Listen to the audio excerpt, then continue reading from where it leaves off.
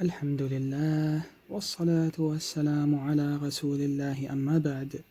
من جديد الكتب للتوزيع المجاني في تركيا كتاب هذه هي الصوفية للعلامة عبد الرحمن الوكيل رحمه الله تعالى.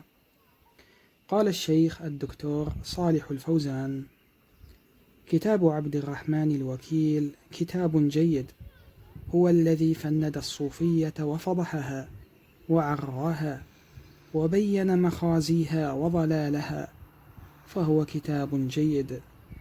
وقال العلامة أحمد النجمي: وإني لأحث جميع طلاب العلم على اقتناء هذا الكتاب وقراءته.